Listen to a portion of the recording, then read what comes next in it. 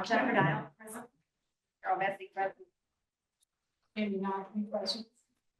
Any Thomas? Tom, present. Tom Reardon, present. So I think we wanted to begin tonight with, we have an important agenda in front of us. But I think we wanted to start tonight with the town hall, since this is new and has just come before us. So Chris, are you doing that, or is Michelle or Chris? Michelle. Who? Okay. It's Ellen Moore. I need to call to order the select board. You have more than a quorum here, so I need to call us to order. If you would be so kind to indulge me. Pardon me? I need to call the select board to order. Oh, there's a select board here? Grand. Yeah, we're here. So, can I have, I'd like to call to order the select board meeting of Monday, March 24th. We will have comments. This is a joint meeting of the Community Preservation Committee. Have a roll call, please. Mr. Plex. Mr. Flex here. Already present. Ellen Mar present. David Farag is also present, but he's here in a CPC capacity, so he's not part of our quorum. Thank you. Capital has to open as well. We have 3 members starting out. Susan, you want to take it? All right. Are we ready then to do business? Wait, one more. We have one more board here, Tom, and the capital budget, they need to do their roll call too. Oh, magnificent. All right, roll call, the budget, Cory Evans here. All right, everybody at 1 second. Now we're all set. All right, well, why don't we call on the town manager to present the town hall proposal? Yeah. Come on now. Oh. Looks like the choreography of this could use a little assistance. There's open Jack here. That. That's it. Darren, so he's here. So, thank you very much for entertaining us tonight. I just have a few comments about where we are and how we got here. And since everyone knows, since 2008, there have been several town hall projects. The first one in 2018 didn't make it to town meeting floor, and ironically, it was only $5 million. Subsequent proposals and plans ensued, with each defeat, including last year's proposals, either failed the town meeting or failed at the ballot. And each failure led to a new plan, and each promise of a new plan deferred our maintenance and upkeep of 41 Highland Avenue. So 2 things are clear to us. 1 is municipal government is not moving out of 41 Highland Ave. And 2, the voters in Cohasset are not interested in a complete overhaul and redesign of town hall. That being said, we cannot defer maintenance and upkeep of the building any longer. We owe it to the town and our employees to provide a safe, secure, and efficient building in which to work to complete town business. We are obligated to our citizens to also provide access to town services that is safe as well. So some months ago, we formed an ad hoc town hall working group. Last year, a nonprofit entity began to form, it's now called Hall and Highland, and showed interest in the historic section of town hall. This group brought energy, enthusiasm, and handshake agreements on providing private funding to restore the auditorium and ancillary spaces. They have outlined programming opportunities that they envision for the space. The town will lease the space to the Hall and Highland group on a long-term basis. And although not unique in the Commonwealth, this collaboration creatively shifts some of the burden of restoration from the town to the nonprofit group. We'll work out the terms of the lease as well as the operating protocols and responsibilities in due time before town meeting. We've spent many meetings discussing and debating what does this look like? Who is responsible for what? How does the money work? What are our goals? What is the timeline? Do we phase this in over time? And if so, what are the financial implications? And what does that do to the work of our staff? Or do we do it all at once? We've answered many, but not all of those questions, and are here tonight to present. Most importantly, we answered the last question first. We do this all at once. Our plan is to restore access to the historic section, 2nd floor by completing fire suppression requirements, secure the building envelope with new windows and doors where needed, address HVAC deficiencies, particularly in cooling, shore miscellaneous framing needs such as rotted joists, repair utilities, electrical wiring, plumbing lines where needed, and address ADA issues. We would reconfigure spaces as needed to create more efficient use of space, We would paint, carpet, and refinish hardwood floors. This is not a gut job. Hallways, staircases, doors, elevators, bathrooms, and dead spaces will remain configured as they are. We're not here tonight to discuss the make and model of any systems, placement of any particular function or office, or the color of the carpet or the walls. This is an overview of the project. Certain departments will move out of 41 Highland Ave. For example, buildings and inspections may move to Elm Street. Facilities will occupy the former teen center in the town parking lot. We have space at the water department with perhaps a few other areas as well. It is the goal to get public-facing departments on the first floor of the annex. We've been offered month-to-month space for staff to relocate if needed. We will make use of remote work and other options as needed as well.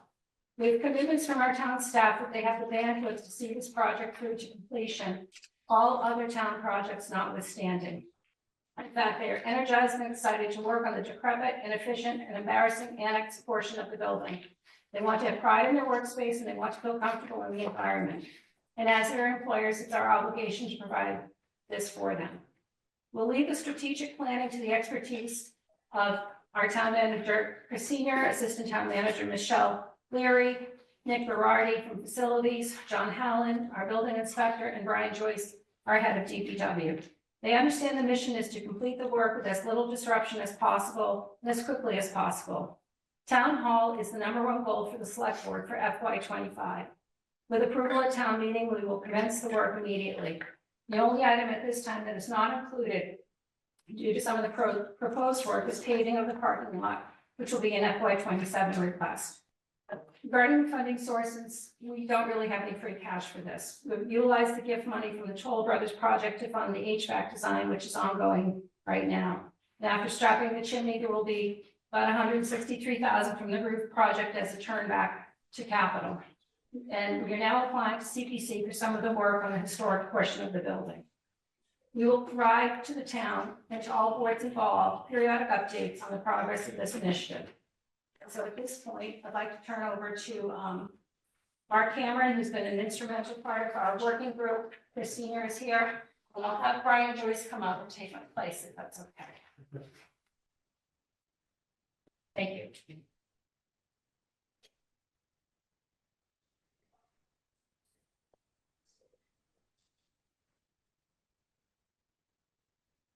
So the way we approached this was looking at all of the failing systems and the cost to replace these failing systems. So with that, we came up with a total project budget of 5.7 million. And we allocated what was specific to the historic structure, what was specific to the annex, and what were shared services between the two buildings. We split the shared services on a 60-40 split, and that's based on square footages of the existing buildings. So 60% of the existing footprint is the historic building and 40% is the annex. As Ellen noted, we took out the money that was funded for the HVAC design of 90,000. The reallocation of the remaining funds on the roof project to bring us down to a total project of 5.4. And you guys also have this sheet here, kind of outlining sequence, which bundles it into, you know, the first, second, and third sequence to work through the steps. So right now, HVAC design is sequence 1, and that's ongoing. That's for both buildings, and then walks through the next, all of these items that are in the financial portion, and walks through them in terms of a timeline over the next year and a half. So we're looking for CPC to help a little bit here, and I'm happy to answer any questions. Yeah, we don't have a copy of that, or we do, it's a, Okay, we can get you a copy. oh, yeah, do you mind if we take it? No, No? Just not. it's just a high level The gist of what you're doing. of the sequence of things. Yes, they have.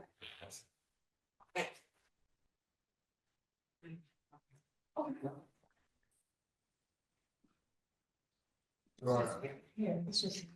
I will add, so you know, this is a dynamic process and working through the phases. And just a couple of days ago, we met with National Grid on the potential for grant monies on this. And one of the things that will change in the sequencing is the windows is going to be coming. I don't think we even had a chance to talk about it. The windows are coming before the HVAC because they require that you have a tight envelope before they give you money to do HVAC upgrades, which kind of makes sense. So you're not gonna.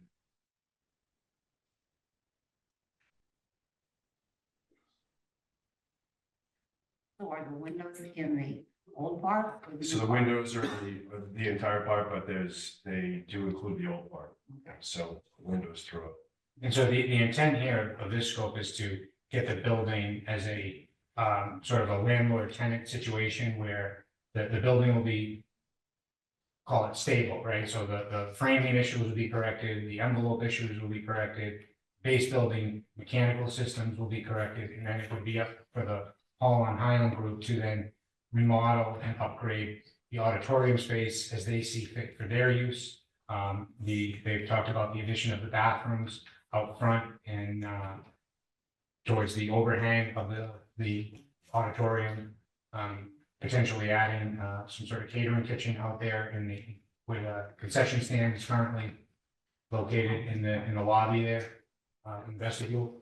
So those components, and then the rest, the restoration of the changing rooms on the backside.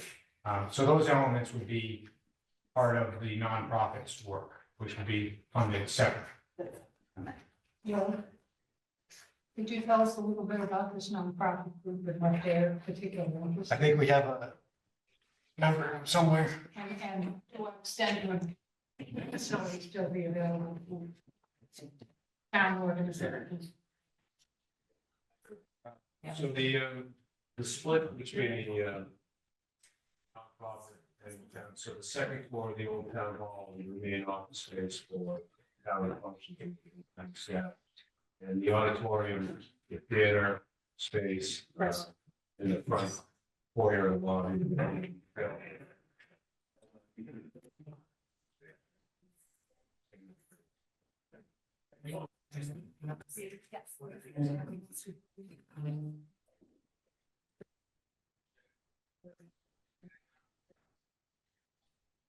So, I'll defer to the. You just want to introduce yourself and. Yes. I am Lydia St. Ange, I'm Susan Putzer. and we are two members of the board of the newly formed nonprofit group, the Hall on Highland. We are officially a 501c3, with the hopes that we'll be able to move forward and do something as a nonprofit. So it'd be helpful to make copies, Michelle, can you make copies of this? Please.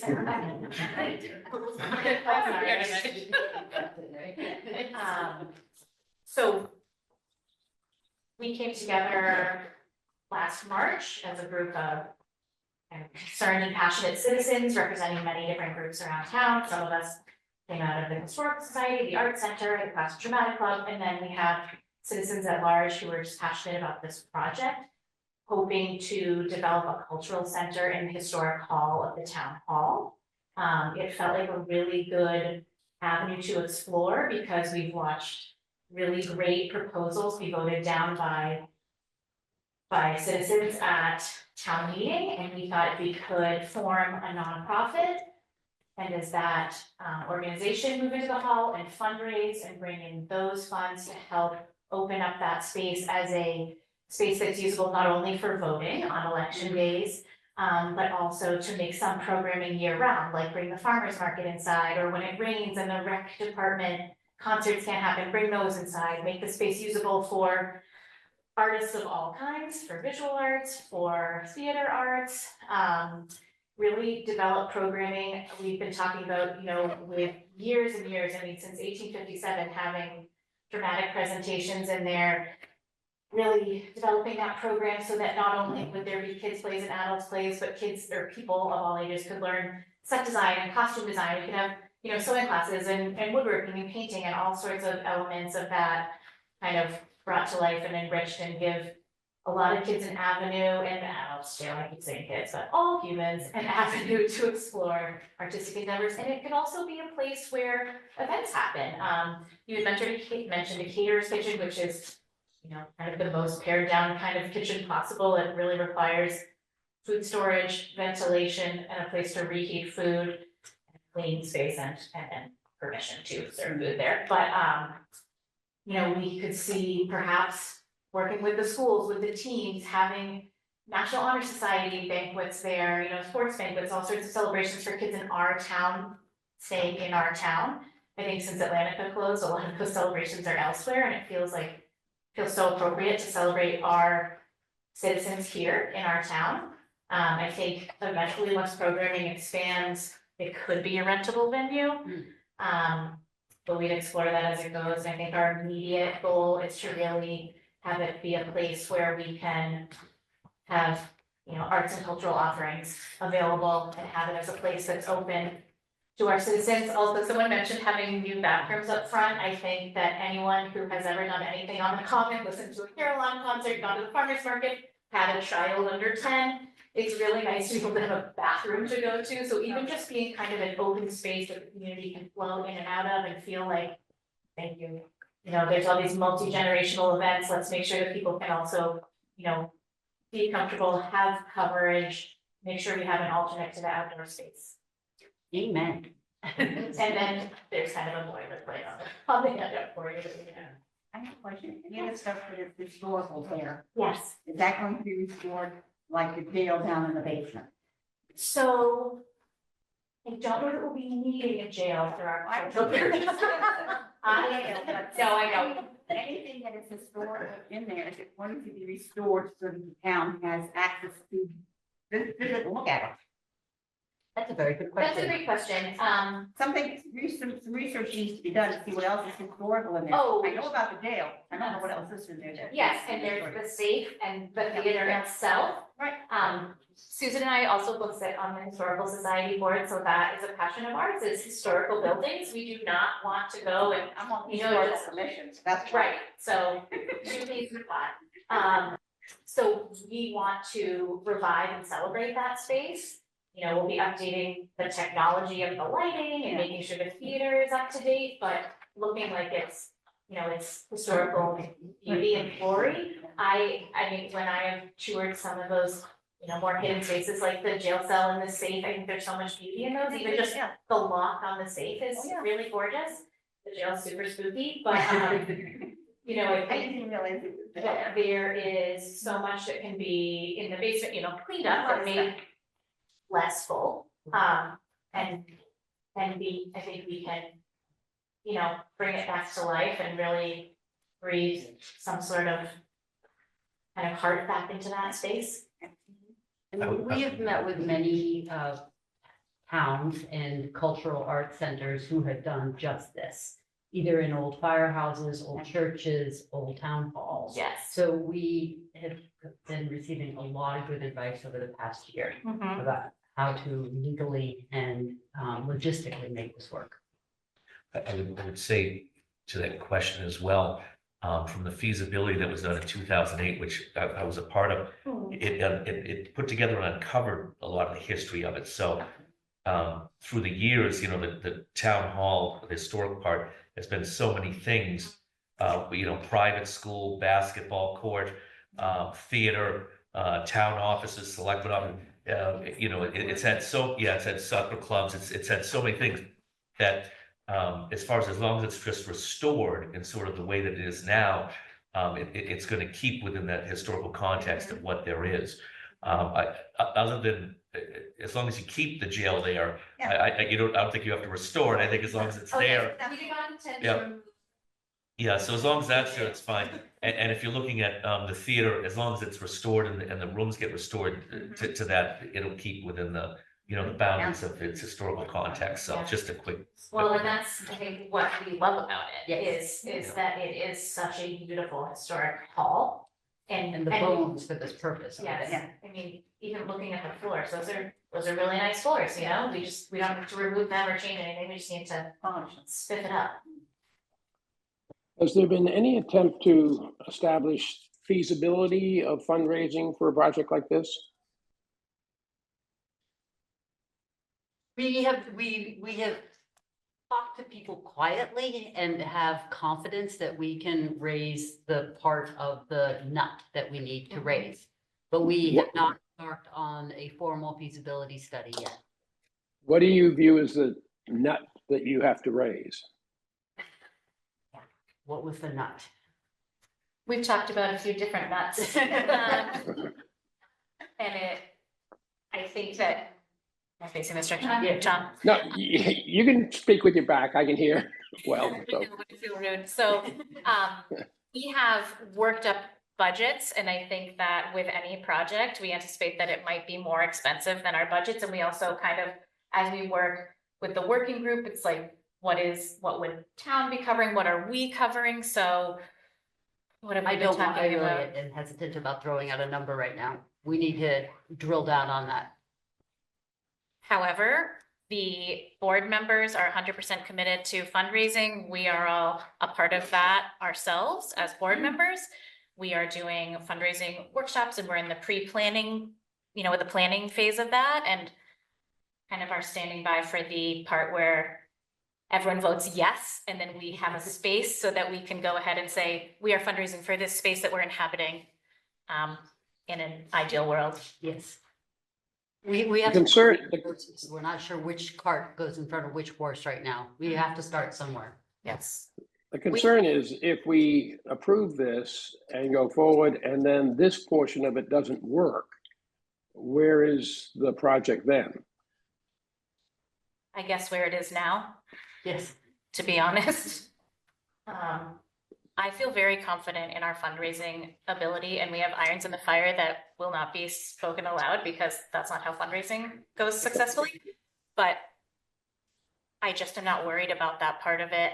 I mean, I guess I'm a little more worried, but I'm also confident, and I just feel like we've got a lot of wind behind us at this point, and we have tried many, many things, and this feels like a very good fit for this building after exploring many other options over the years. I think we had Selectman Green had his hand up if you want to come up and talk to that point. I do. Yes, First question. Tom, hi. Hi, good to see you. Fantastic. When we started this group, everyone's coming together on this and they're going out and they're committing to raise money. So what would happen, to answer your question in a nutshell, if it didn't pan out and it didn't work, Mhm. then what we would do is get the rest of the building fixed, occupiable, including the store part. We'd have to probably do some work and work on something for the auditorium another year or 2 years. But we thought outside the box on this one, and you guys came into the meetings, we sat and we round robin, and this is really the only alternative we have after all the other iterations town hall's gone through.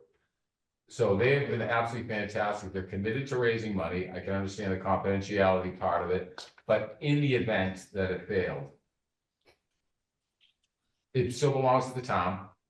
And what we do with it is what we do with it. We probably have to go and look at it the year after, but what the dream is here is to bring it back to what it was to a degree.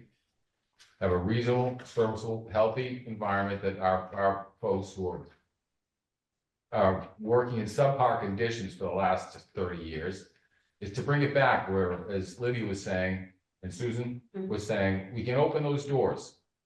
Get the building up. So we have it open spring, summer, fall, winter. And it's an inviting environment. It's a place where people want to go. But I want to answer your question again. So just to sink it down is that in the event, and there's no anticipation of that happening, this thing not falling through because they worked too damn hard, is that the town receives ownership and then we come together as a town and we figure out the best way forward for the auditorium, which is to hopefully do exactly what the nonprofits want to do, is bring it back. Right, Very helpful. Thank you. right now, we're looking at getting the old town hall and the annex up to where it's safe and usable. No, we want to keep going. We want to finish. Yeah, well, I know you want to finish it, but right now, this Yes, proposal right now this just is- brings it up to where it's Historic brings up to standards, up to standards so that it can be used. and so it can be used, but it's also healthy. That's what, as Mark was saying, he's got the phase by process. And the intent is that the second floor of the historic portion would still mostly be occupied by town office. Offices, So it rearranged. is So a the- shared, Yeah, the HVAC is already completed or it's going to be completed. It's in design right now. And design doesn't mean work's been done on it yet. correct. It Right, has right, to be right. built It's, in. they're designing the system to, for ventilation and the HVAC system for both buildings right now. Okay, They have to when- design it before they install. Okay, so when is that going to be worked on? It's being designed right now as we speak. But when is it going to be implemented? After all of this That's what money all gets it's approved. We need money to do that. We need money to do it. Yeah, I know. Okay, well, Jenny? Would it help if, instead of trying to take over the basement area, other than to install theater lighting, or whatever you need to do, that you leave that space to the town? I mean, because I'm having trouble envisioning taking tours down to the basement of the town hall to see the old jail. I don't think that's our goal. No, it isn't, but I think it's something that in the future, not right away. The base is certainly a part of what we would like to implement.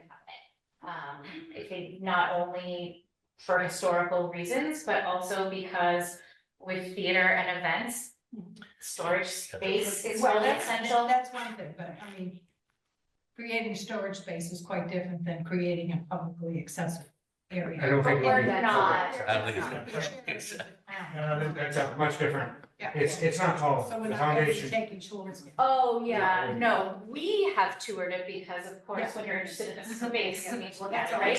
Yeah. Yeah, So you that can is- share the space. That's with not a the part of our vision right now. Perhaps in the future, when we have just so many millions of dollars because of our successful fundraising, we can expand into that, yeah. The basement of the historic portion is not feasibly used. Yeah, for anybody. Right now, it's basically storage for the drama club, and I'm talking about the basement of the historic section. Yes. Yes. So it's mostly filled with that, and then, of course, you know, the heating systems and electric system. I think, Amy had her hand up. Yeah, thank you. So I appreciate the effort that you're undertaking, and I know from the last 5 years that this has been a really big challenge, and there's a sentiment in town to try to resurrect and revive this building. One of the challenges is the fact that, to me, your proposal is coming to us with a sort of hope and a prayer and a sense of indefiniteness. And when I look at the budget, just in terms of the amount of money that you would like the CPC to provide, I'm struggling to try to figure out how, if we gave you the 1.5 million that you want that as essentially a good faith investment. Once that happens, your hope is you'll be able to raise it looks like $4 or $5 million more. And I looked and I wanted to think about the first question that Tom asked, and that was, what would you do if you couldn't raise the money? So that's one thing. The second thing is that the biggest piece of infrastructure is a $1.5 million HVAC system. And it seems like that would be something that you'd either be playing off of that as the primary initial gesture, or you would do all the other little things. But I can't tell from your budget what the actual plan would be in terms of executing the renovation of the facility. And so if we got the HVAC in, but we didn't have any more money, that wouldn't make very much sense. So so I guess I'm asking questions of feeling like you've come to us, but I don't feel like I personally have enough information to make a good decision. Just, Chris, or somebody want to go over the finances of it? Let me, Amy, the Hall on Highland folks are in phase, kind of a complementary phase 2 this application is 100% from the town. The town is gonna take all these renovations. And we've already presented to the capital budget committee. So the rest of the money is coming from town resources. So the money for the $1.5 million is to supplement the project because of the historic nature of the historic side of the building. So they're coming in next to do the work on the auditorium piece. This project is everything else, and including the HVAC and all that will affect the auditorium. But when this is not touching the auditorium, they're not looking for any CPC money. It's the town that's looking for the CPC money. Does that make sense? I can definitely understand that now. I didn't actually know that, but I still have a sense of, so the town is coming for $1.5 million? What amount of money is the town coming for? $1.5 million from CPC and the total, and then next Monday, we're going back to capital budget to wrap the other, hopefully $4 million, and we go. Plus, the town's already moving. We just did the roof. We have that $90,000 study going, design for HVAC, and there's additional money being turned back to go back into the project from the roof, the extra money we had from the roof. So this is going to be like, it's already in motion, and this just moves it all the way forward. So this will take the project all the way through to completion. Okay, and where from the town money will this come from? It's going to be funded through the capital stabilization. Okay. I apologize that I don't know this, but this is the first time I've seen this since I joined the board. So it's like, oh boy, this is a big one now. I understand. We're gonna have everyone in the meeting. Everyone's there.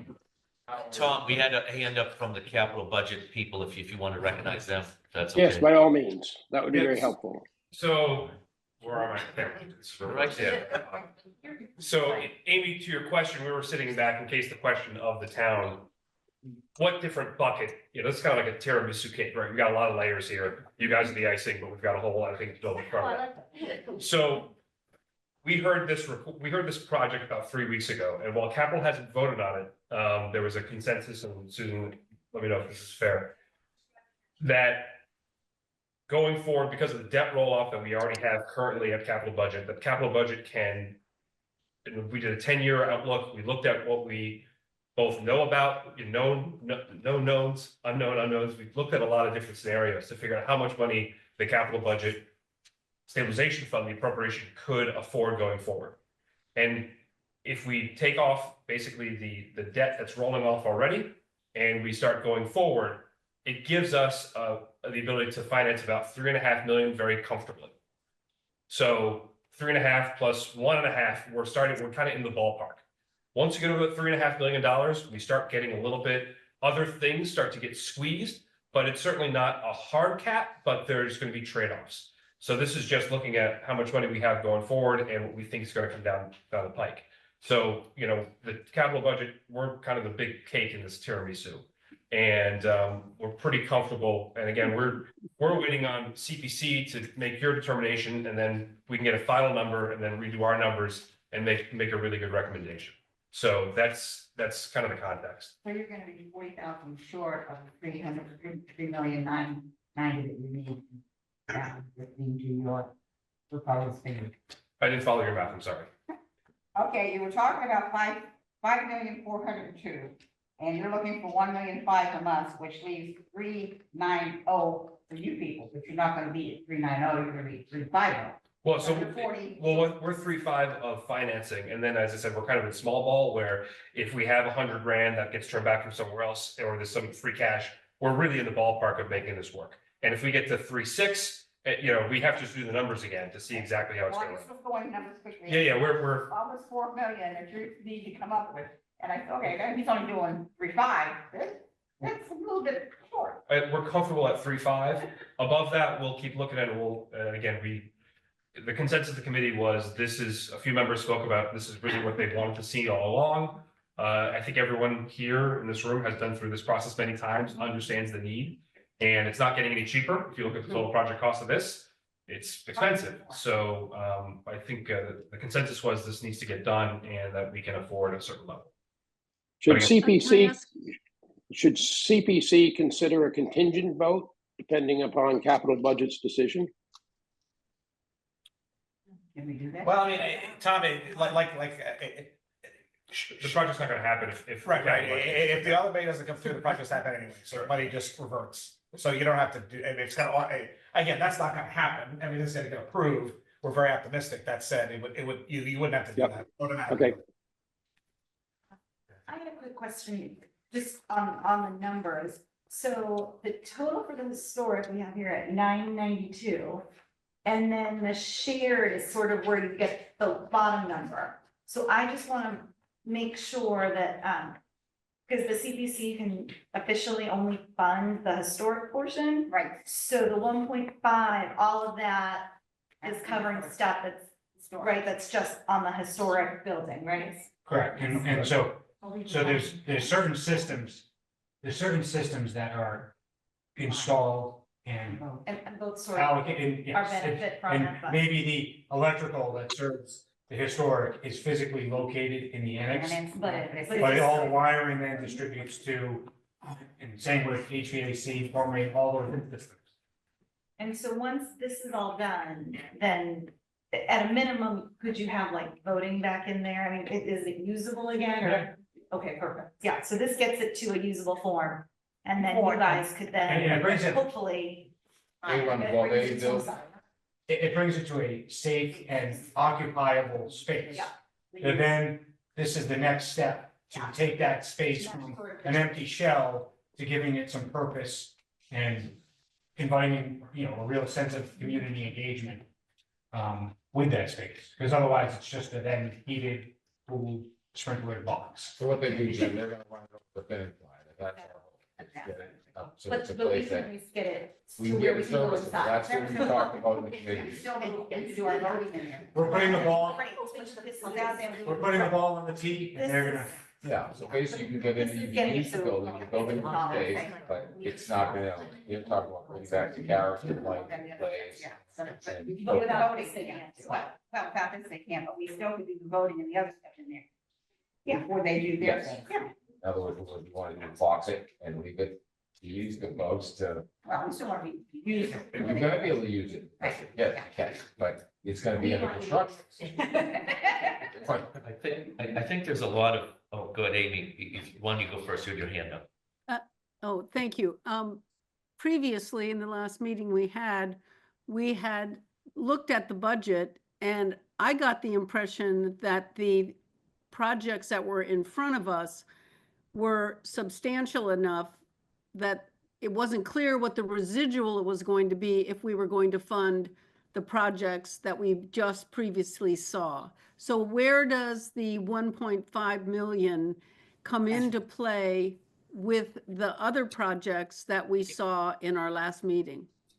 That'd be. So I distributed, and again, I hope it got to you, the electronic, Tracy sent out the electronic version a little earlier, so everyone here has a hard copy, so I ran the numbers. So and I updated the revenue, because we got the back tax numbers, so, going into 26, there's a little more than $3 million available for any project. The pot for community assets is 144, and the historic preservation is 102. And then there's another 80,000 for open space rec. And then there's a couple of scenarios that I presented.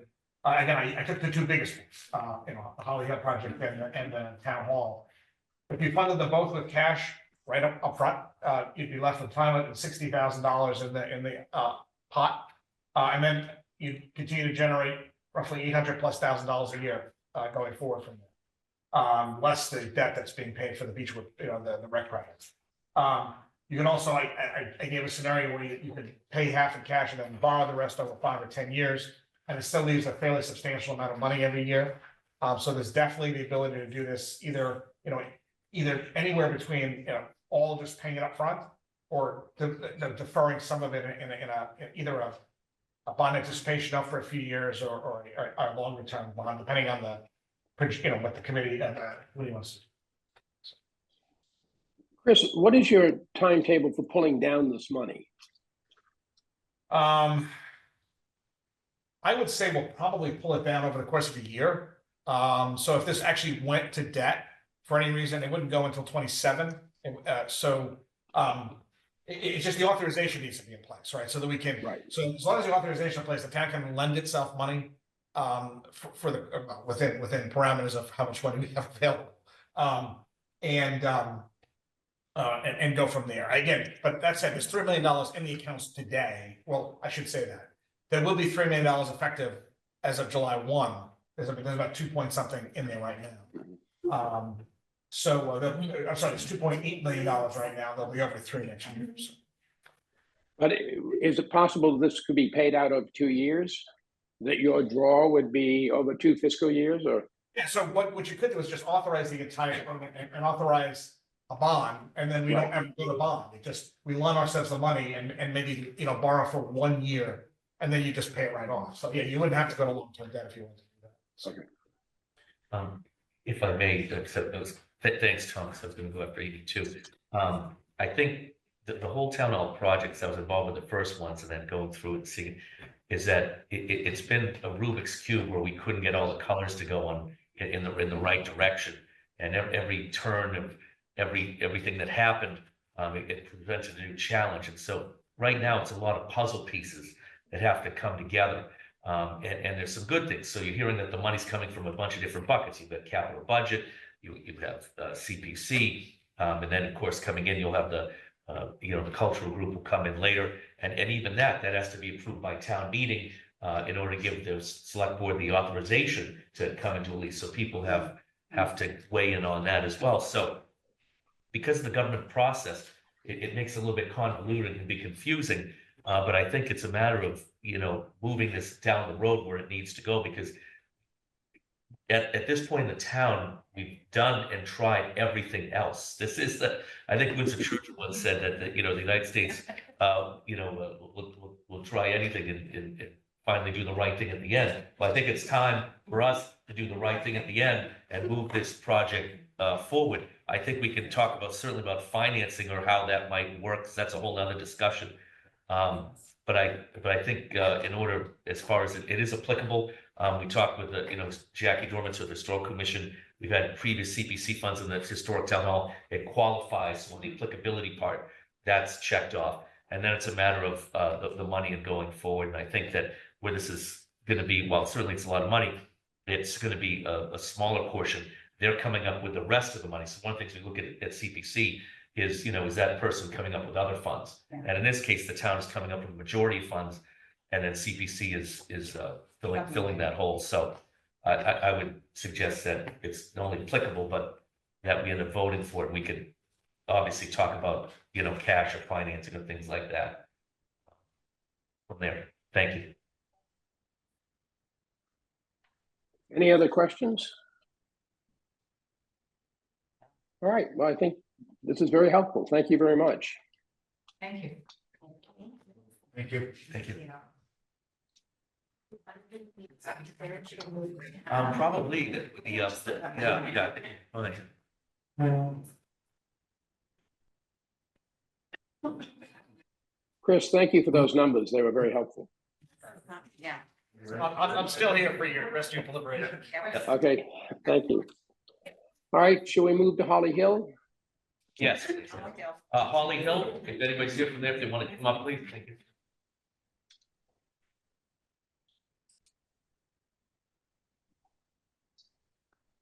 I'll yell out on your behalf, Tom, because you can't see the crowd of who's here, so. I'm going to turn this part of the meeting over to Jen. Jen and I had some conversations both with the Holly Hill people and the Community Preservation Coalition, because there are some wrinkles on this, all of which I think are manageable, but need to be dealt with. And so, Jen, take it away. Sure. So we spoke last week with Holly Hill and then the coalition.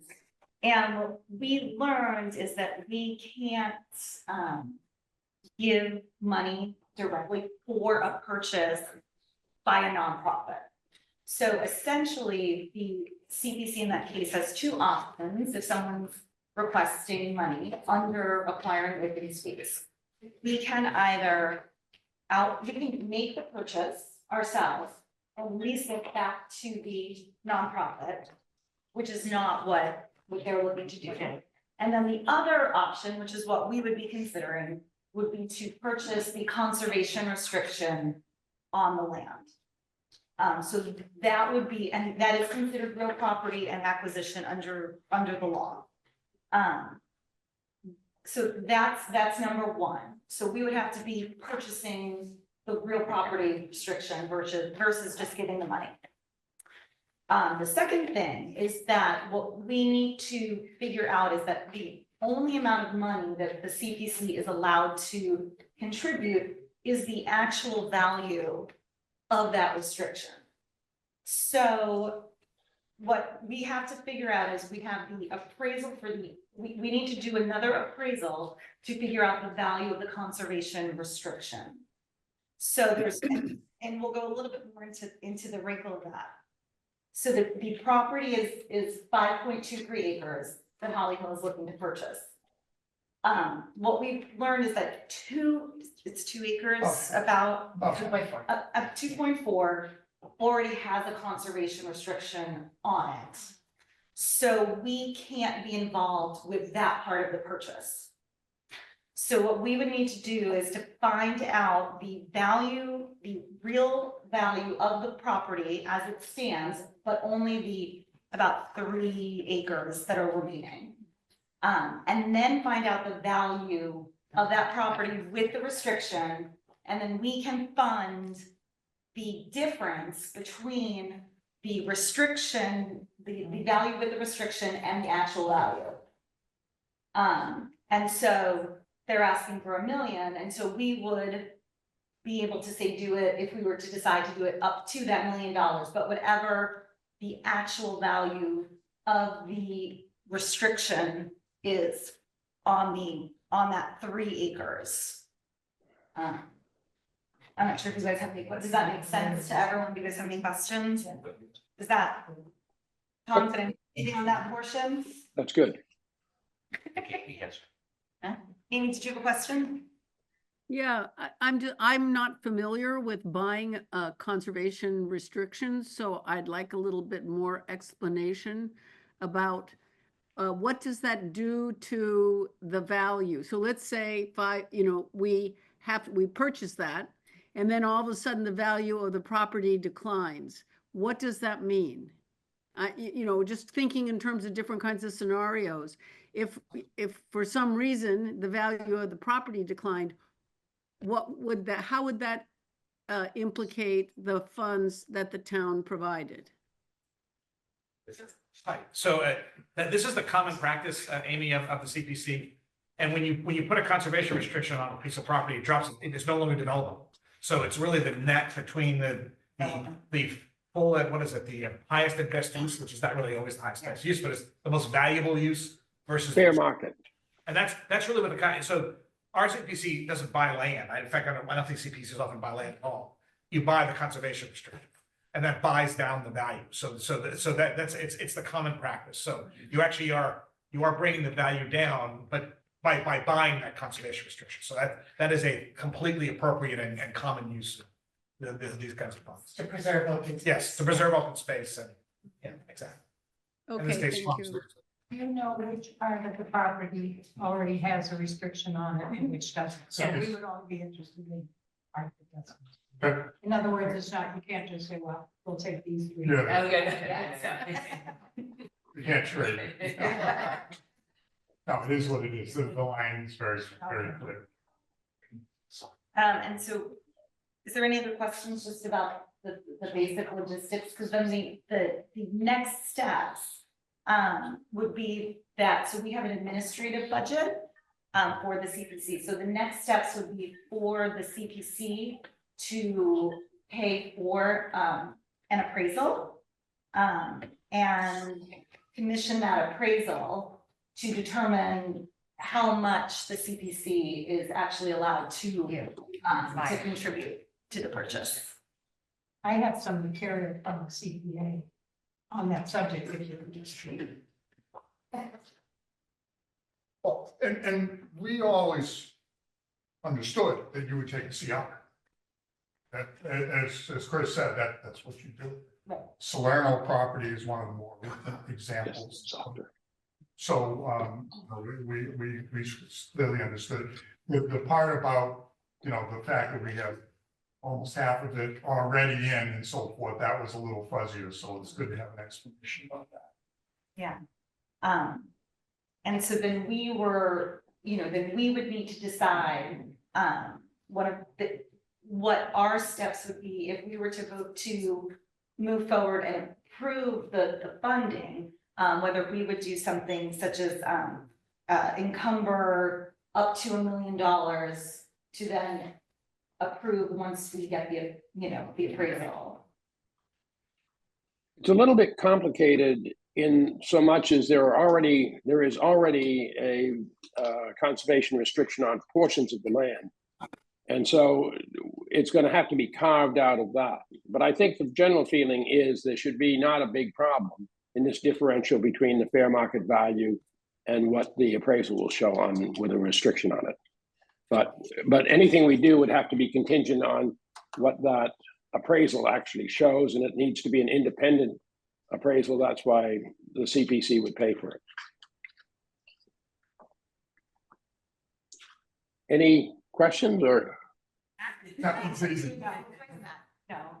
Did you guys have anything else? So so it seems like the options here are either for you all to vote to encumber, we all want to go forward, which I think we do, encumber the $1 million, do what needs to be done.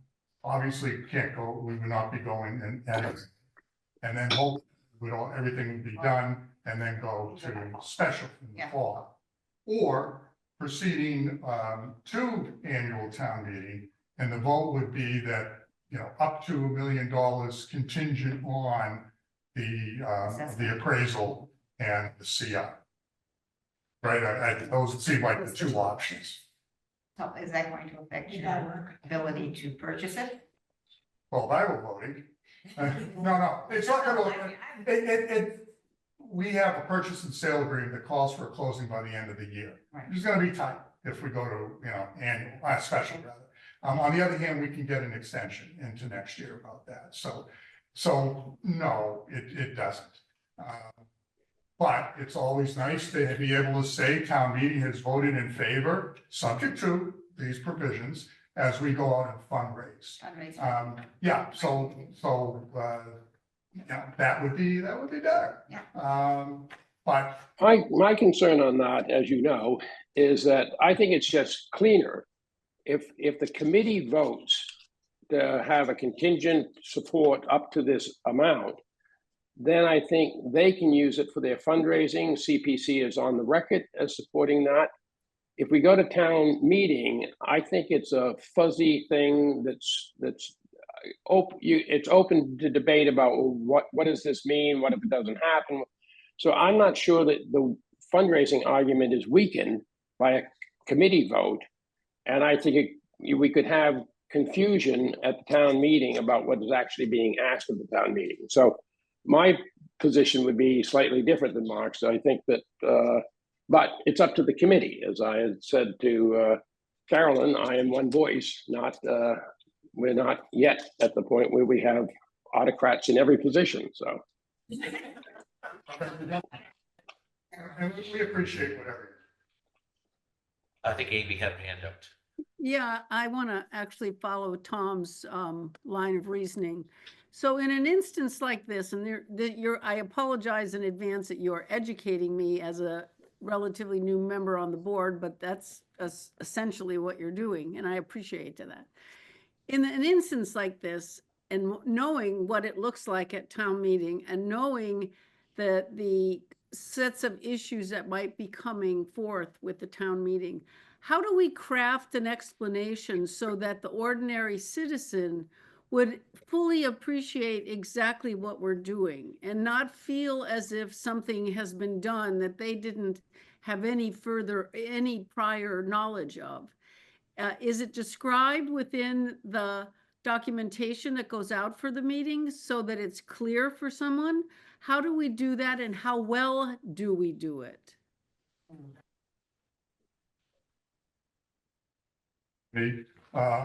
Well, Chris, I was gonna say, in the warrant, you Well, lay it all out. there's three things we do. So one is in the warrant, right? And in the motion packet, there'll be more details. And then we have a big on the website, there's all the backup, for all of the motions are in there. All the decisions, so all that's available. We also do a TV show in advance, and we talk through the warrant.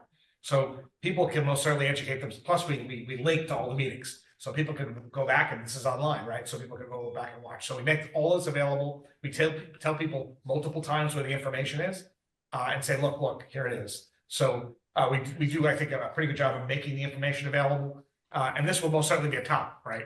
It's an important subject, and we walk through all these in the pre-town meeting conversation we always have. So, Do we have any idea of how long it's gonna take to get the appraisal?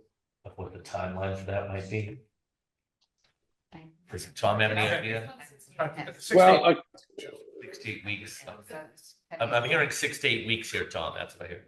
That sounds consistent with what Stuart said, that the process is sometimes slower than one would hope. But we ought to be able to get it so that it's not a problem running into the fall. so we still, I mean, it's not until May 12. 12th. Yeah, we have a little time. We have 6 weeks, but not 8. Regular town meeting? Yeah. You could start it tomorrow.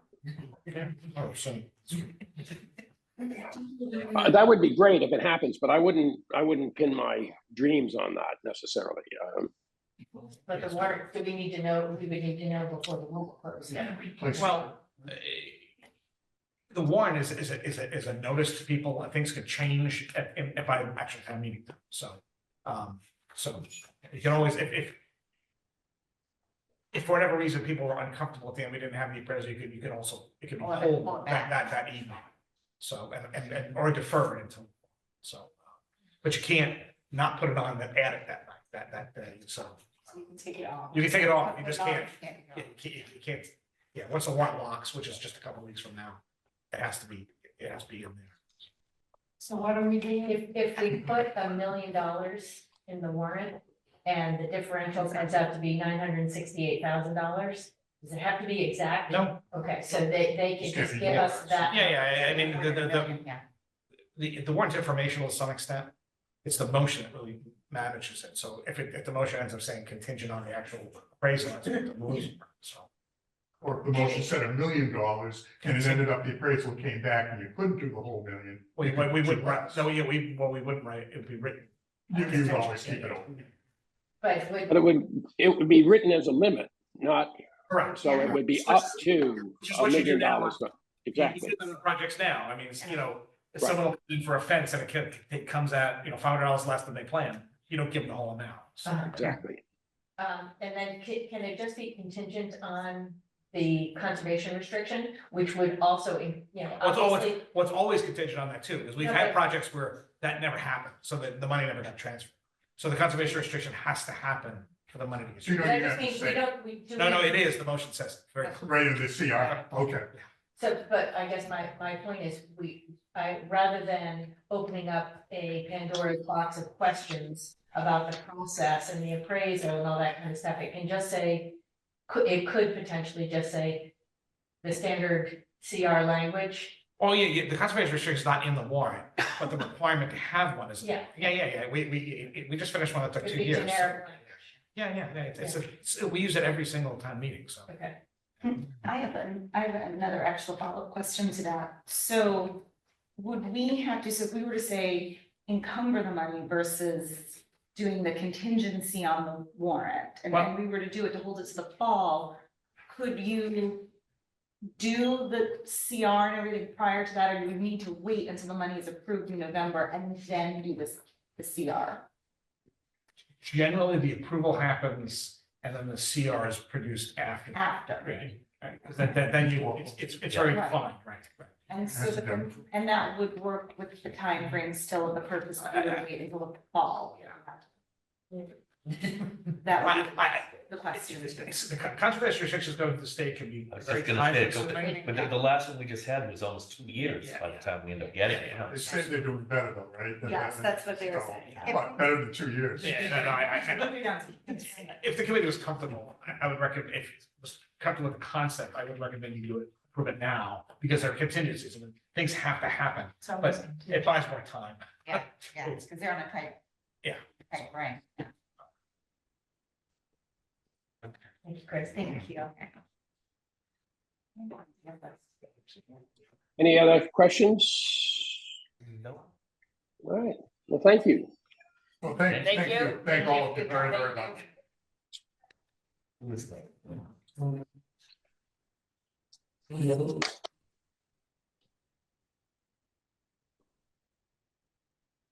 All right, I think that in terms of live proposals, we have the Paul Pratt Memorial Library, Yes. okay? From the Paul Pratt, please come up. Sandy. Yeah, and Sandy Beach after that. Second fix. Robert Nelson, Library Director. And I'm Allison Tabani, the young adult librarian. So I think it was last year or possibly the year before, the CPC gave us funds for an additional cabinet in our historical room. And we've been working on moving some of the materials that we have and displaying them better and categorizing them, cataloging them.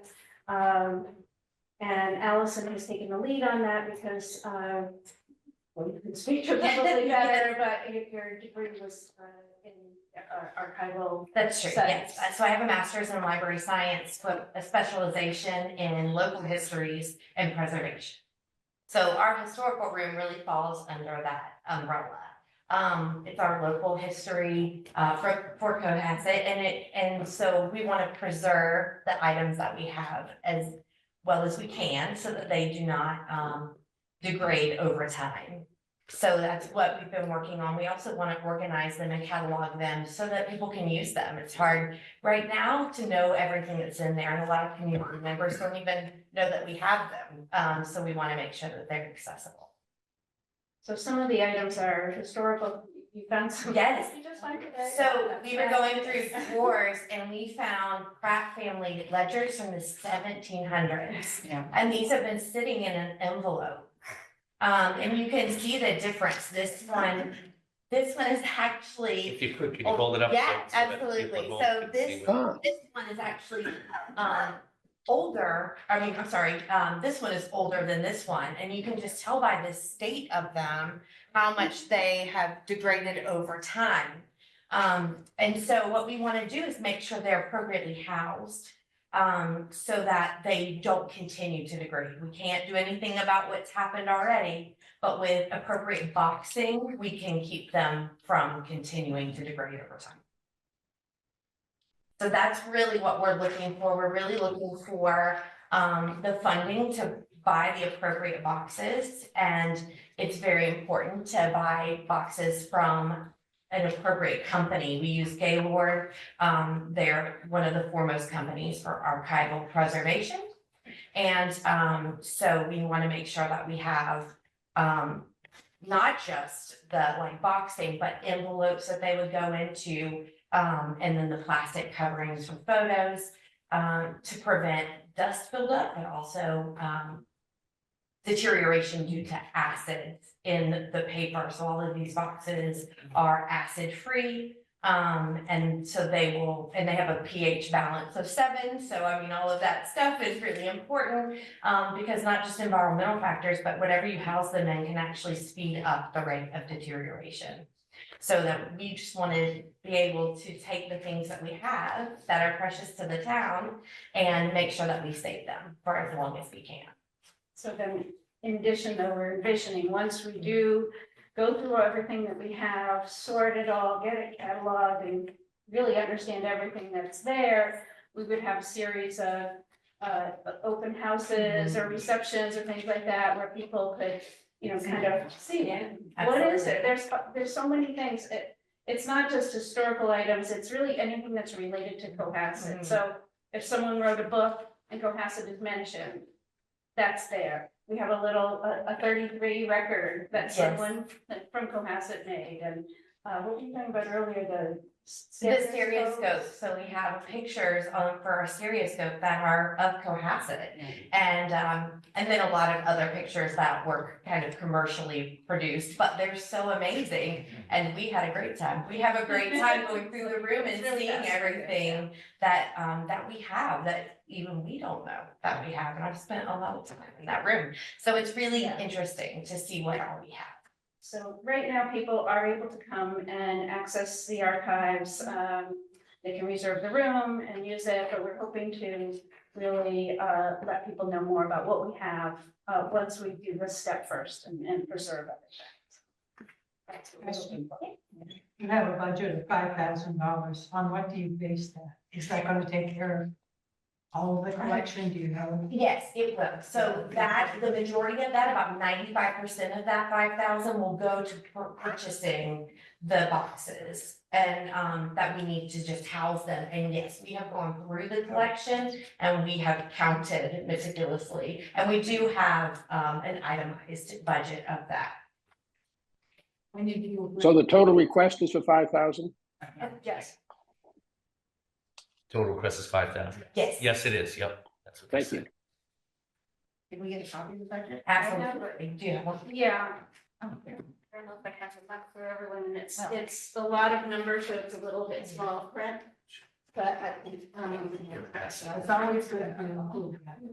most of them are from, as Allison mentioned, most are from Gaylord Company, which is we've used them before, they've been really good.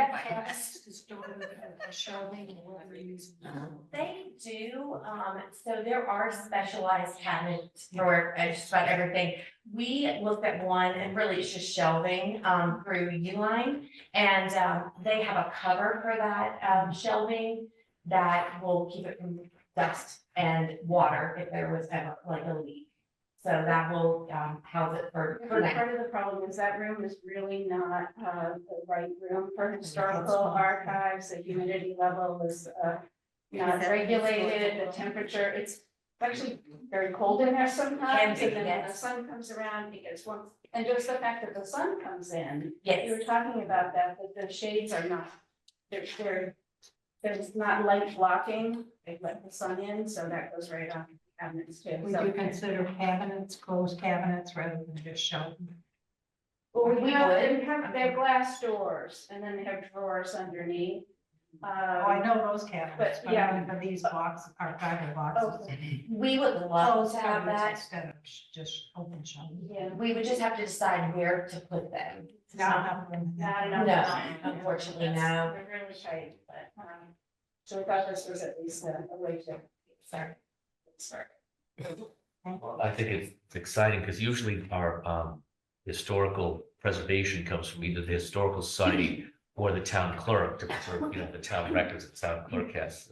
So to see that the library is getting involved as well, and to have somebody who's a subject matter expert in it as well is a real credit to the town as well. So I think it's a terrific project, and hopefully there'll be more. Hopefully this won't be the last. Not at all. Okay, any other questions? Great. Thank you very much.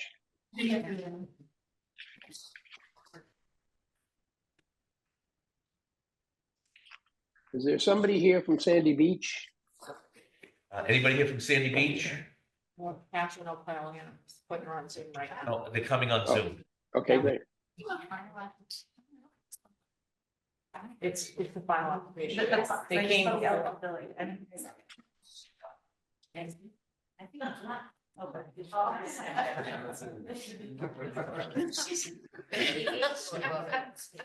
That's great. Go right ahead. I think David, can you moderate this? Because I can't see people online. Catherine, if you wanted to introduce yourself and tell us about the finalization for the project. Sure. So thank you all. My name is Catherine O'Callahan. I'm the president of the Sandy Beach Association, and I'm here on behalf of the Board of Trustees. We are asking the CPC to support our storm fencing. We have created 2 rows of storm fencing which need to be replaced. And it's more than just a beach function. It really protects a lot of the environmental impact of our town. The sand that we have on Sandy Beach because of seasonal storms gets blown over the parking lot and into Little Harbor. And we have done our very best to try to protect the town and the road from having the sand blow by putting up these storm fencing. And the storm fencing that we have now is deteriorated and isn't serving its purpose. And so we've done a lot of research and visited surrounding towns and found a more sturdy fence. And we would do the same 2 rows with egress points to allow people to enter. And it really should help keep the sand onto the beach and also allow some natural sand barriers and grasses to form behind the fence, which would really be what our ultimate goal would be, to have kind of a natural barrier grow.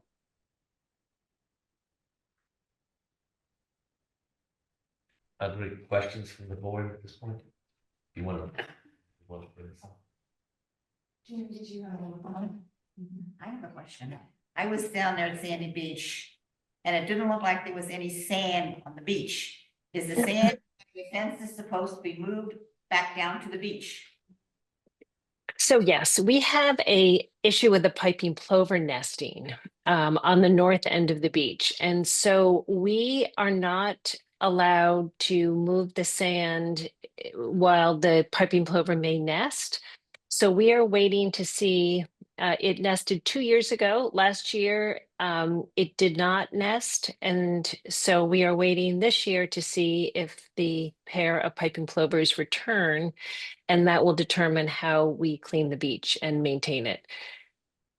Because I was there, I said, where is all the sand that belongs on the beach? It was up between the fences there. And I said, okay. And that naturally happens. And so what the sand fencing does is it prevents the sand from going over into the parking lot and into the Atlantic Avenue and into Little Harbor.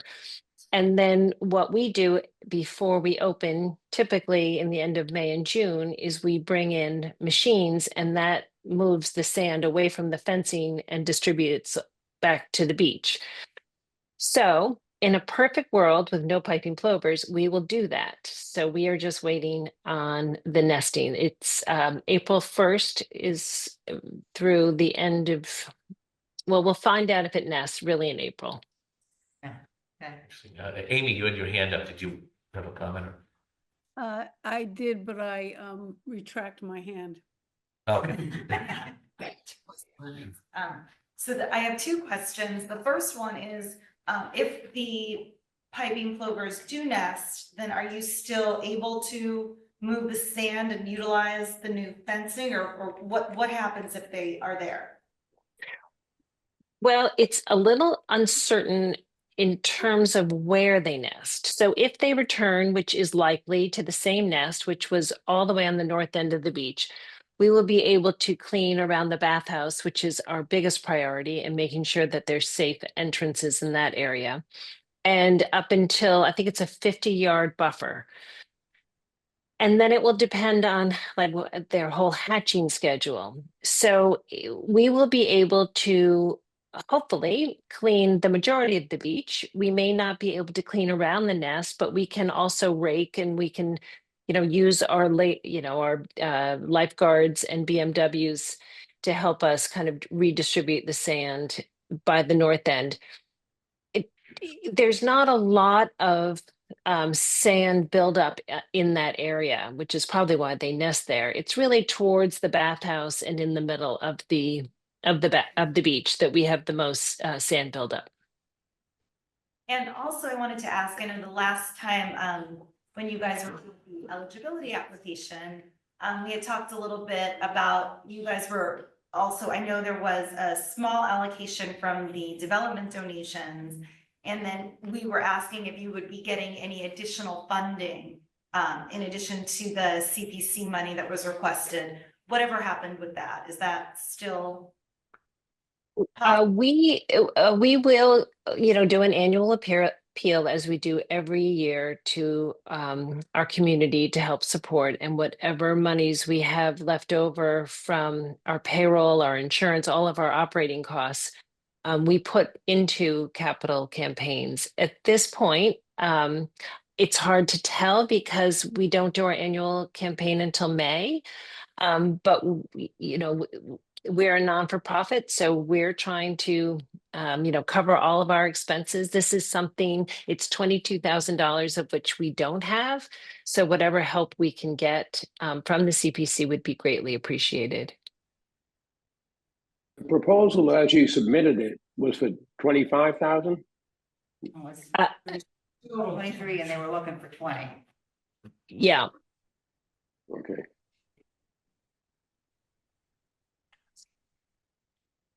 It sounds like we shouldn't bet on a whole lot coming from the Sandy Beach Association. Is that fair? No, it may be a tough year. Right. Great. Any other questions from the board at this time? No? No questions here, Tom. Okay. Thank you very much. I appreciate it. Thank you. And then I have on a dated agenda, the Cohasset Housing Authority. Did we not approve that? Yes, we did. So that's done, right? Yep. All right. So is there anything else that's alive here? Should we go back and start looking at these individually now and what we want to do? All right. All right. Well, why don't we start with the town hall? What's that? I move- No, they do it better here. We'll do it later. Do we need a motion? Yes, we need a motion. If there's, is there any discussion first? Yes. And if not, then Should we we'd take certainly, them up? I mean, Take them up one by one and then we can. yes, exactly. So why don't we start with the town hall? Does somebody, if there's no discussion, does somebody want to make a motion? Go ahead. I move that we approve the town hall amount request. And do you want to put an amount in there? What was the amount? 5. Okay, does anybody want to second that? I'll second it. Okay. Why don't we do a roll call on this? Why don't we stay with David? David Farag, yes. Jennifer Dial, aye. Carol? Carol, aye. Jenny Najmi, aye. Tom Reardon, aye. Amy Okay. Glassmeyer. Darren Oh. Souza. You have two others Thank here. you. Hold on. Oh, sorry. Amy, I said Amy Glassmeyer, aye. I will Great. say that I want to make one comment. How can I be a better participant on the CPC? It seemed to me like this discussion about the town hall had been long ago started and followed through some kind of a process. And then when it was presented on the agenda, I had no way of knowing whether it was fresh and new and we were talking about it for the first time, or that it was something that was long-term and continuous. How can I not be disruptive in asking a lot of basic questions when there's an issue that's already fully formed? This is a little bit of a unique, I'll let David take a crack at this, but this is a little bit of a unique situation. The kind of future of town hall has been a live, active thing for 15 years at least. And it's gone through any number of studies, proposals, votes in town meeting, votes town-wide. And it's never been able to get a sustained all the way through commitment. So now this is the latest iteration of a long series of things. So this project is new, but it comes in the context of 15 years. David, would you correct or elaborate? Yeah, I mean, I would say that while the project came to us last a week ago, that, the numbers had to be tightened up and it had gone through the other boards, like it was going through capital budget, the town hall working group has been meeting for almost a year now. since last June, when they were formed, the new ones. So I think that all those wheels were in motion with other committees going on, so. But I think the numbers, to get the final numbers was, well, you know, that took a lot to pull together and sort of and I think it's complicated because, I mean, what they've done is so great because it's so granular down to every piece of what's going to be done. But then once you dive into it, it can be a little bit daunting because you get lost with all the, you know, is it the HVAC, is it this, is it that? So I think that, like I said, the numbers for our purposes, CPC the package came in about a week ago. Okay, so now that I understand that, is it possible when this sounds like this is not a regular occurrence, and so this may be, I'm being overly pedantic, but in an instance when a issue comes up and it has a long history, but it sort of goes dormant and then it comes alive and dormant and comes alive.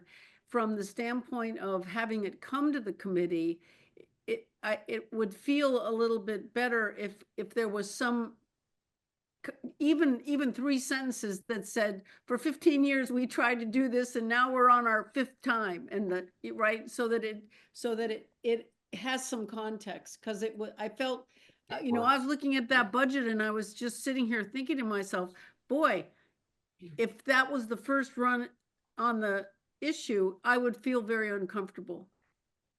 Because one of the single pieces of equipment was the sum of the money we were going to make available to them, right? And then I had all this other stuff to look at. So I'm just commenting that in these special cases, it might make it easier to digest and understand if things like this happen. Tom, I think that's very fair.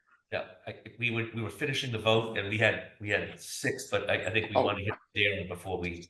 Great, thank you. Yeah, in order to wrap up the vote. Yeah. You say Dan or Darren? Darren Darren. Souza says yes. Okay. Thank you. Okay. So that's unanimous. Yeah. All right. The motion passes. All right, next is Holly Hill. Any discussion? Anyone wants to make a motion? Motion and then discussion. I think we have to do the discussion First, right? Before we make a motion and then any discussion on the motion. Okay. I move that we approve on a contingent on the acquisition of the conservation.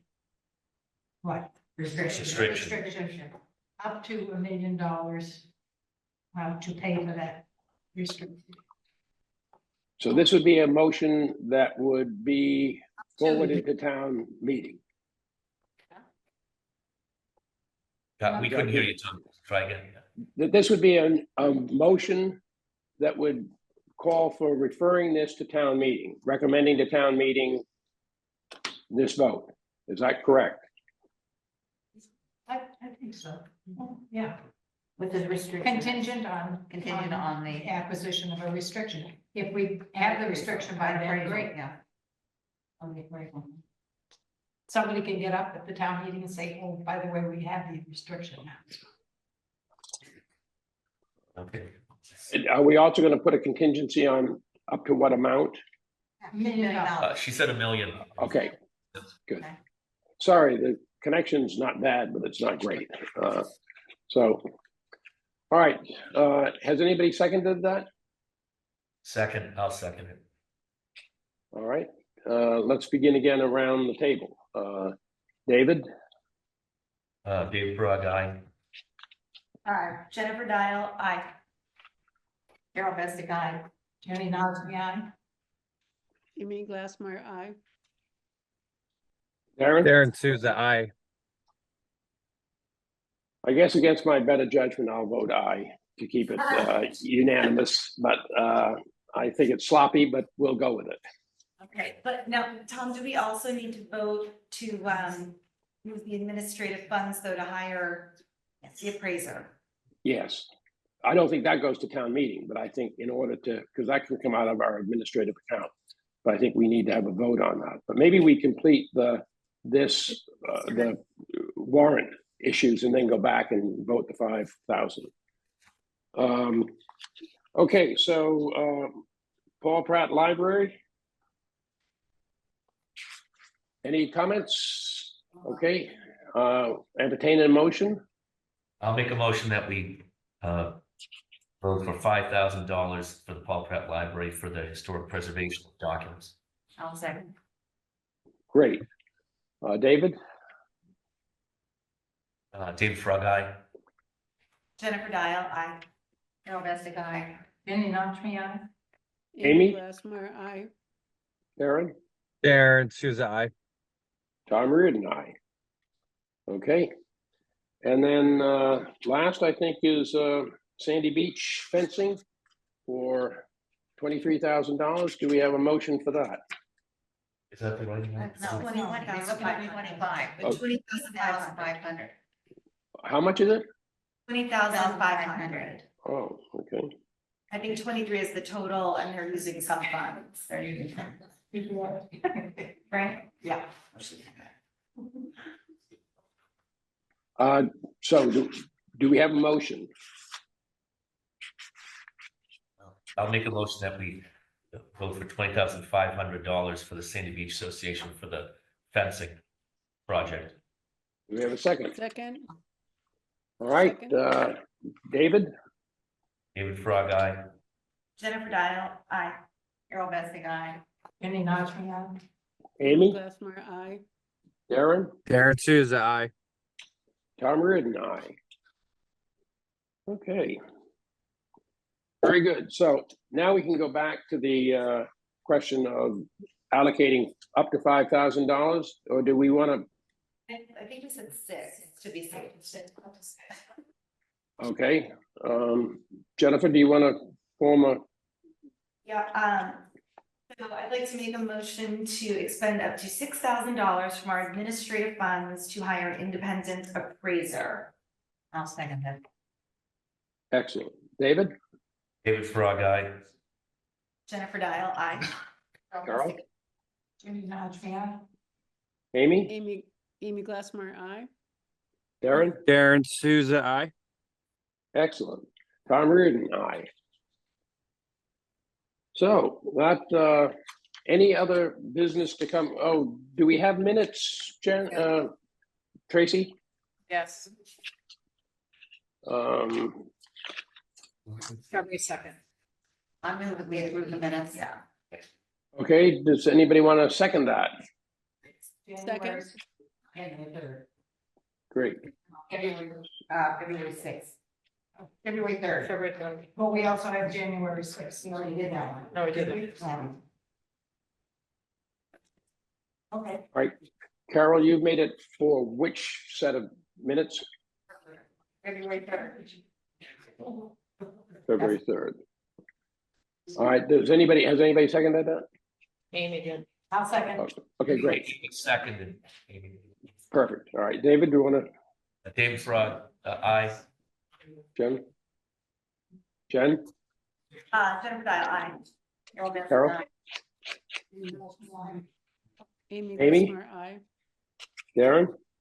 Darren Souza, I. Oh, there we go. Tom Reardon, aye.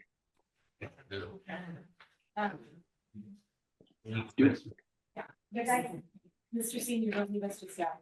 Don't leave us. Do we have a second set of meetings, did you say, Ginny? Seconds. Oh, I guess not. No, we voted on Judy. I think you were absent. Okay, You already did. all right, any other business? I was gonna say, do we want to talk about on Holly Hill and Town Hall of the financing of it, or you know, whether it's coming from cash, or which account, or? Sure, I think that's a very, Just talk about the you know, what he's given us while we've got him here. sure, I think that'd be great. If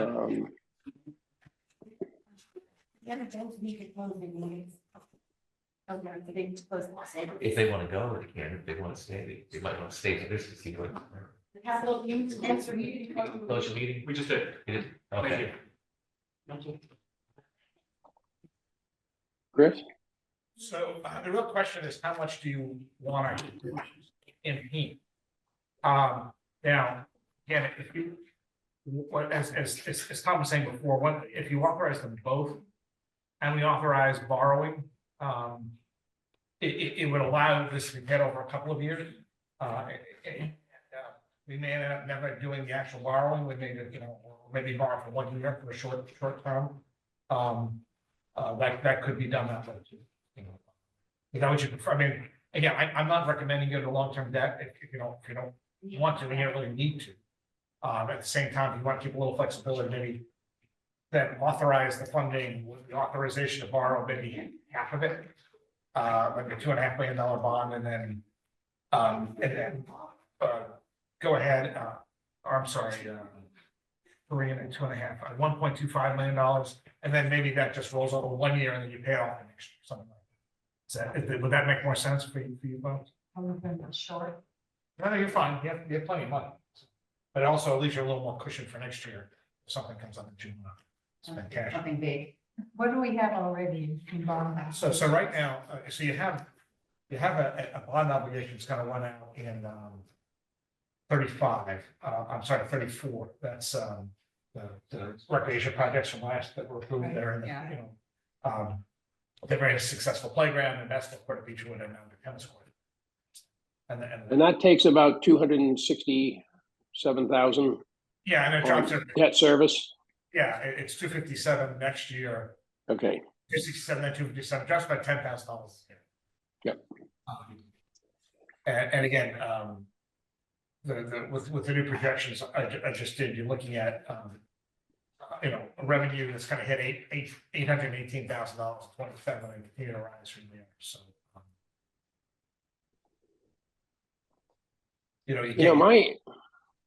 my instinct would be, I don't know how others feel, my instinct would be to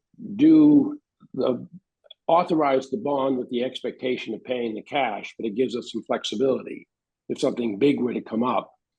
But we do have the cash, and we can always bond something in the future. But my instinct would be, if we're getting 800,000, you take off the 200,000 and 250,000 in debt service, you've got $500,000, and then it begins to build from there. But that's just my personal instinct. I wouldn't think there's great debt analysis here, but. So authorize it, but don't necessarily use it. Right, exactly. So that in the next year or so, if something were to come up, we'd have the option to do it. But we don't, but the expectation would be to pay for it out of existing cash. Yep. Yeah, I think that's a good idea. Yeah. I agree with that. Do you need a motion for that?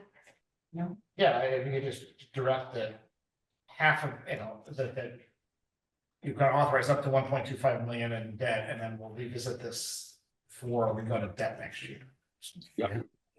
And we could talk about this next year when it comes time to figure out where we're at. But I think that gives us flexibility, but with the intention of not employing it probably.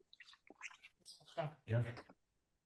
I think that's an elegant solution, because I think, So, whatever. I want to make a motion. It was at 1.2. Did Amy or Darren, do either of you have any comments? I don't. I don't. Okay. Alrighty. So were you going to say something, Chris? I thought I saw you saying say something. No, I think we can just make a motion. I mean, Okay. Okay, let's just say it's 1.25, right? Yeah. Yeah, we make a motion to encumber and bond $1.25 million for the CPC for the projects at Holly Hill and Town Hall. Of this year, yeah. And I'll second. Okay, David, do you want to start the roll call? Aren't we voting on whether to provisionally authorize borrowing? Yeah. Yes. Is that what we're not actually doing? Yeah, I'll amend it, say provisionally bonded. Okay, good. If we don't need it, then we don't. No, that's good. Good. Somebody, it was, who seconded it? I did. Yeah, Okay, David, David Frog, aye. Jennifer Dial, I. Carol Bassett, aye. Jamie Nog, yeah. Amy? Glassmeyer, aye.